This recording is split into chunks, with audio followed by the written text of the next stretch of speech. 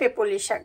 পেপলি শাক এটা কেউ চেনেন কিনা আমি জানি না। পাতাটা জাস্ট এরকম যে যশোরের লতার মতো লাগে কিছুটা দেখতে, কিন্তু আসলে এটা ওরকম কিছু না।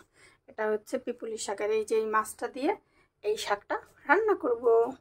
পরে হচ্ছে শাক অনেকবার ধুইতে হবে, কেমন, এটাকে ধুইতেই হবে।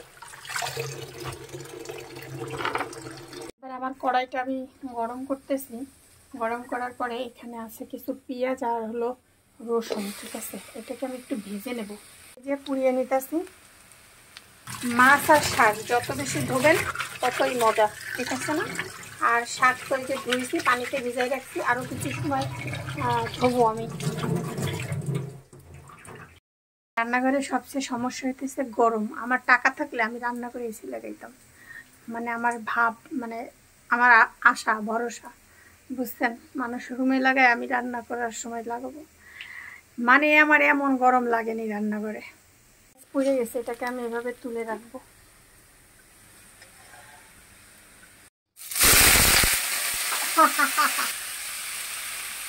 এখানে আমি এই যে হলুদ দিয়ে দিলাম আর দিলাম লবণ। তো ওদের একটু নাড়াচাড়া করবো। এবার এর ভিতরে আমরা পানি দিয়ে দেবো। এটা কিন্তু পানি দিয়ে দিলাম। তো আমার মাছটা একটু উঠতে থাকুক, আমরা শাকটা নিয়ে আসি, কেমন? এই যে আমার শাকটাকে ধোয়া শেষ। এবার আমি কিন্তু এই মাছের ভিতরে দিয়ে দিলাম, ঠিক আছে? শাকটাকে আস্তে আস্তে একটু এভাবে করে দেই।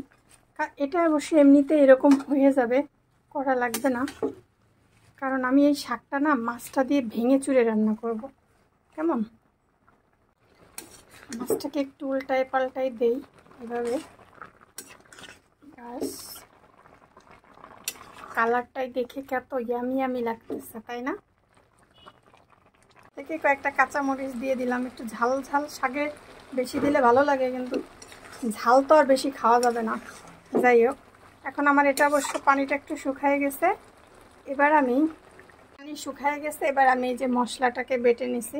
এভাবে অবশ্য হবে না, এটাকে কি করতে হবে, একটু পানি দিতে হবে। জাস্ট পানি দিয়ে এটাকে, যদিও অতটা ভালো ব্লেন্ড করতে পারি নাই আমি।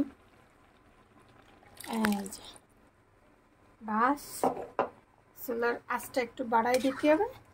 এবার এইভাবে নাড়াচাড়া করতে হবে, বলক উঠতে হবে, নামাই নিতে হবে, রান্না শেষ। এই যে আমার তরকারির কালার। এখন এটাকে গরম গরম ভাতের সাথে জাস্ট ওয়াও হবে, যেভাবে নামিয়ে নিতে হবে। শেষ।